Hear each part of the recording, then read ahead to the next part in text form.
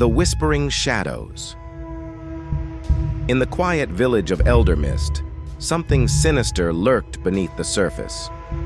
For centuries, the villagers had whispered of shadows that moved on their own, creeping across walls and floors even when no light was present to cast them. No one knew where they came from, but everyone feared them. One evening, as the sun dipped below the horizon, young Clara wandered too close to the old, abandoned church on the edge of the village. She had always been drawn to the building, with its crumbling stone walls and broken stained glass windows. As she approached, a chill ran down her spine. The air was colder here, and the shadows seemed darker, almost as if they were alive. Curiosity got the better of her, and she stepped through the rotting wooden doors. Inside, the church was silent, save for the faint sound of something whispering. Clara couldn't make out the words, but the tone was urgent, as if the voices were pleading with her. She felt a pull, an irresistible urge to move deeper into the church, toward the altar.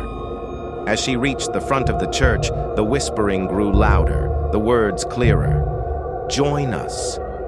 Free us," they said over and over again. The shadows began to move, swirling around her feet, crawling up the walls and converging at a point on the floor in front of the altar. With a sudden blinding flash, the floor beneath Clara gave way, and she fell into a dark, cold void. The whispering voices grew frantic, their pleas turning into screams. As she fell deeper, she realized that the shadows weren't just reflections. They were the souls of the damned, trapped in a darkness they could never escape. When Clara awoke, she found herself back in her bed, drenched in sweat. It had all been a nightmare, or so she thought. But as she sat up, she noticed something in the corner of her room, a shadow that didn't belong to anything. It moved slowly across the wall as if searching for something, or someone. Terrified, Clara fled the village, never to return. But she knew the truth. The shadows of Eldermist were alive, and they were still searching for someone to join them in their eternal prison of darkness. The villagers continued to whisper, but now they also spoke of the girl who had vanished, taken by the shadows that no one dared to defy.